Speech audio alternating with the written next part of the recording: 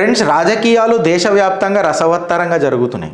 ఎలక్షన్లు కాకముందే భారతీయ జనతా పార్టీలోకి ఆమ్ ఆద్మీ పార్టీ 8 ఎమ్మెల్యేలు వచ్చేసారు. పంజాబ్లో కూడా కొంతమంది ఎమ్మెల్యేలు భారతీయ జనతా పార్టీ సంపర్కంలో కలిసిరట. కేజ్రీవాల్కి ఖంజర్ కొడుద్దాం అంటే రాజకీయబద్ధంగానే, నా ఓడు నా ఘర్కా నా ఘాట్కా అని చెప్తున్నాడు. ఎందుకు? ఈ అరవింద్ కేజ్రీవాల్ అనే మనిషి ఓన్లీ క్రెడిట్ చోర్, గుంగురు సెట్, గజ్జగట్టి గల్లు అనిపిస్తే చెప్పాలని ఇక అంటారు కదా, వేసాలంటారు కదా, వేషాలు వేస్తారని అంటారు కదా, దీనికే వనుకొస్తాడు.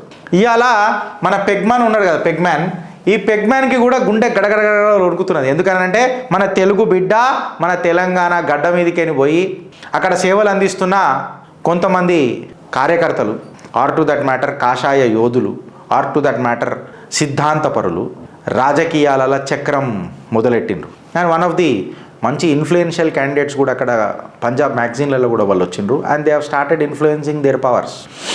వాళ్ళ పవర్లు యూజ్ చేసి ఇన్ఫ్లుయెన్స్ మొదలెట్టిండ్రు. పంజాబ్ గడగడలాడుతుంది. ఇక్కడికి వద్దని చెప్పి పెద్ద పెద్ద మాటలు మాట్లాడతారు కొంతమంది పీకుడు గాళ్ళంతా. ఇవాళ వాళ్ళందరికీ ఒక చెక్ పెట్టాల్సిన రోజులు దగ్గర పడ్డాయి. సో పంజాబ్లో భారతీయ జనతా పార్టీ కాషాయ జెండా ఎగిరేసే టైం దగ్గర పడ్డది. ఎగిరేసానంటే మేబీ మే నాట్ బి. అది పంజాబ్ మట్టుకే ఆగిపోయింది అనంటే 13 మంది 3 రంగుల జెండా నుంచి ఏ అజెండా పెట్టుకొని ముంగడిపోతాడో రేవంత్ రెడ్డి కూడా అర్థమవుతలేదు. సో ఖచ్చితంగా రాజకీయాలు బరాబర్ ఉంటాయి. According to the process 2/3 majority ఏదో ఉంటుందిగా, ఆ మెజారిటీ కొట్టిపడేసిరనంటే కీలకతం కదా. సో మీ ఇంటికి రాజకీయాలు ఎట్లుంటాయంటే, మా ఇంటికి మీ ఇల్లు ఎంత దూరం ఉంటుందో మీ ఇంటికి మా ఇల్లు కూడా అంతే దూరం ఉంటుంది బ్రదర్. నువ్వు చిల్లర రాజకీయాలు చేసి మాతో కూడా నీట్ రాజకీయాలు ఎక్స్పెక్ట్ చేయాలంటే కుదరదు. చిల్లర వాళ్ళకు చిల్లర ముళ్ళుతోనే తీయాలా. ధర్మహింస తదైవచ. సో ఢిల్లీ ఎలక్షన్స్లలో ఏమవుతుందంటే ఈ రిజల్ట్ వస్తుంది చూడండి. హర్ మహాదేవ్. పంజాబ్లో కూడా కాషాయ జెండా ఖచ్చితంగా రేపరేపలు ఆడాలా. దానికి కొంతమంది సిద్ధాంతపరులు తల శాయశక్తుల ప్రయత్నం చేస్తున్నారంటే అబ్వియస్గా చేస్తున్నారు. అట్లనే తెలంగాణలో కూడా బునియాదు కదులుతాయి. జరాగుండ్రి. అప్పుడు నీ డైవర్జెంట్ టాక్టిక్స్ ఏడదాకా చేస్తూ చూద్దాం. భారత్ మాతాకి జై. రాష్ట్రపతి భవన్లో పెళ్ళి నమ్ముతారా మీరు? మన రాష్ట్రపతి ఎవరైతే ఉన్నారో ప్రెసిడెంట్ ముర్ము గారు, పూనం గుప్తా తన పెళ్ళి రాష్ట్రపతి భవన్లో చేసుకోనికి ఆమె అనుమతి ఇచ్చిందట. ఎందుకు అనంటే ఆమె నిష్ఠ, ఆమె పని, ఆమె ఏమంటారు ఇంక్లూజివ్నెస్, ఆమె సమర్పణ భావం, దేశం పట్ల ఉన్న ఆమె మనోభావన ఎక్సెట్రా అన్ని క్వాలిటీస్ చూసి కొంతమంది గెస్ట్లకు పాస్ ఇచ్చి అదేదో అంటారు the wedding ceremony reportedly hosted in Mother Teresa crown కాంప్లెక్స్లో రాష్ట్రపతి భవన్లో కొంతమందికి వాళ్ళ రిలేటివ్స్కి వాళ్ళ క్లోజ్ ఫ్రెండ్స్కి పార్టీ పాసులు ఇచ్చి ఈ పెళ్ళి జరపనీకే ప్రయత్నం చేస్తున్నారు. దీనికి మన రాష్ట్రపతి ద్రౌపది ముర్ము గారు పర్మిషన్ ఇచ్చారంటే ఎంత మానవతా గుండె తనది. అంటే ఆమె జిందగీ చాలా దగ్గరికే చూసుకుంటూ వచ్చింది కాబట్టి సామాన్యుల పట్ల ఆలోచిస్తుంది, సామాన్యుల గురించి ఆలోచిస్తుంది కాబట్టి ఆమె అత్యున్నత స్థాయికి ఎదిగింది. ఇప్పుడు కొంతమంది ఉంటారు ఇటలీ పిజ్జా వాళ్ళు, వీళ్ళందరూ ఎట్లుంటారు పిచ్చి పిచ్చి మాటలు తప్ప. పూర్ లేడీ విన్నాం కదా మనమంతా. ఆమె గురించి చెప్పినాం కదా, బంగ్లా ఖర్చు ఎంత, రెంట్ ఎంత, ఆమెది 4,610 రూపాయలు. సోనియా గాంధీ గారి గురించి మాట్లాడుతున్నా, Sonia Antonio mine. So and more over friends, ఒక గుడ్ న్యూస్. ఇప్పటిదాకా నేను చెప్పినా కదా, బీజేపీ తన సెకండ్ లైన్ని కూడా డిసైడ్ చేసి పెట్టేసింది. దీనికి ఆ కథకు లింక్ ఉంటుంది, కానీ ఫస్ట్ లైన్కి లింక్ ఉంటుంది.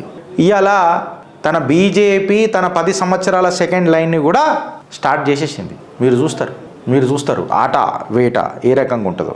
ఇంకొక కథ మిమ్మల్ని ఆశ్చర్యం చేస్తుంది, చాలా ఆశ్చర్యం చేస్తుంది. ఎట్లా అంటే కర్ణాటకలో టీన్ ప్రెగ్నెన్సీకి ఇట్లా తీసుకొని మనం చూస్తే 33,600 టీన్ ప్రెగ్నెన్సీస్ 3 సంవత్సరాలలో అయినాయంట. అంటే టీన్ ఏజ్లో ఉన్న యువతులు ప్రెగ్నెన్సీకి గురైనరంట. ఇది బెంగుళూరు భారతదేశంలో టాప్ చేస్తుందట.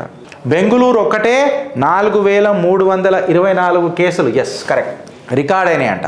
మళ్ళీ మొన్న అన్నారు కదా, నిన్న ఆడ ఇవాళ ఈడ. మళ్ళీ నేను రేవంత్ రెడ్డిని అడుగుతున్నా, ఏమైనా పెట్టినావా నిఘా లేకపోతే నిన్న ఆడ ఇవాళ ఈడ అని చెప్పి కర్ణాటకలో చేసింది తెలంగాణలో చేస్తావా? ఇలా కర్ణాటకలో సుమారు 33,600 కేసులు టీన్ ప్రెగ్నెన్సీ కేసులు డిసైడ్ అయినాయి 2021, 2022 అండ్ 23-24లలో. అంటే ఇలా కాంగ్రెస్ ప్రభుత్వం సిగ్గుతో తలకాయ పెట్టుకోవాలని అంటున్నాను. టైమ్స్ ఆఫ్ ఇండియా రిపోర్ట్ ప్రకారము బెంగళూరు అర్బన్ ఏదైతే ఉన్నదో 4,324 కేసులు రికార్డ్ అయినాయంట టీన్ ప్రెగ్నెన్సీస్. విజయనగర వచ్చేసి 2,400 ఉన్నాయంట. మళ్ళీ నాకు తెలిసి మన బళ్ళారిలో 2,200 ఉన్నాయంట, బెళగావిలో 2,200 ఉన్నాయంట, మైసూరులో 1,900 ఉన్నాయట. ఈ డేటా ఎక్కడి నుంచి తీసుకున్నారు అని అంటే reproductive and child health RCH అనేది అయితే అంటారో union ministry of health and family welfare నుంచి తీసుకున్న అబ్స్ట్రాక్ట్ డేటా నుంచి టైమ్స్ ఆఫ్ ఇండియా ఈ కథనం రాసింది. దీనికి కారణం ఏంద్రాబాయ్ అని చెప్పి మాట్లాడితే సోషల్ మీడియాలో ప్రొజెక్ట్ అవుతున్న టీనేజ్ బిహేవియరే దీనికి మేజర్ కారణంగా మాట్లాడుతున్నారు. ఇది నేనంటలేను, Karnataka state commission of protection child rights KSCPCRA మాట్లాడుతుంది. నిన్నగాక మొన్న ప్రియా చౌదరి గారు కూడా మన ఛానల్లో మాట్లాడినారు. ఈ విచ్చలవిడిగా ముద్దులు పెట్టుకునుడు, వెడ్డింగ్ షూట్లు అని చెప్పి చిల్లర పంచాయతీలు చేసుడు, దాని తర్వాత మాట వెరుగుడు, డైవర్స్ల కారణం కూడా అవుతున్నది. ఇప్పుడు టీనేజ్ ప్రెగ్నెన్సీలు కూడా అవుతున్నాయి. సుమారు 11,792 కేసెస్ 2021-22లో రిపోర్ట్ అయినాయి. అది పెరిగి 13,198 కేసెస్ 2022-23లో అయినాయి. జర ప్రభుత్వం అప్రమత్తమైందేమో 23-24కి వచ్చేసరికి 8,631 కేసెస్ అయినాయి. అండ్ మేబీ కొన్ని కేసెస్ రిపోర్ట్ అయినాయి కూడా లేవు. సో ఈ అవేర్నెస్ అనేది పొర్రలకు రావాలా, స్టేట్ గవర్నమెంట్లు అవేర్నెస్ కావాలా, తల్లిదండ్రులు అవేర్నెస్ రావాలా, ఇవి డిస్కస్ చెయ్యాలా. జీవితాలు తాకట్టు పడిపోతాయి పొరలే. అట్ ది ఆ ఏజ్లకి ఈ ట్రామా జరిగిందంటే చిన్న తల్లులకు అలా ట్రామా తీసుకోగలుగుతారు. ఆ పేరెంట్స్ ప్రెషర్ ఎంత ఉంటుంది, సొసైటీ ప్రెషర్ ఎంత ఉంటుంది, ఆ గిల్టీ ఫీలింగ్ మనసులలో ఎంత ఉంటుంది, ఆ లేత గుండెలల్లో. ఒక్కసారి మీరు ఆలోచించుర్రి ఫ్రెండ్స్. ఈ ఇనిషియేటివ్స్కి కారణం ఎవరు? మళ్ళీ నాన్ గవర్నమెంట్ ఆర్గనైజేషన్స్ ఏం చేస్తున్నాయి? ఇవి కదా మన మేనిఫెస్టోలలో రావాల్సింది. ఇవి కదా జన చైతన్యంలకు లోపలికి తీసుకుపోయి జనాలను చైతన్యం చేసి తద్వారా మన సొసైటీని కాపాడుకొని మనం పోవాల్సింది. ఇవన్నీ పక్కకు పెట్టి నీ కులపోడు, నా మతపోడు, ఆ మతపోడు, ఈ మతపోడు. నువ్వు మతం మాట్లాడితే నేను ఖచ్చితంగా మాట్లాడతా, బికాజ్ నా ధర్మం అది. నేను ఖచ్చితంగా మాట్లాడతా.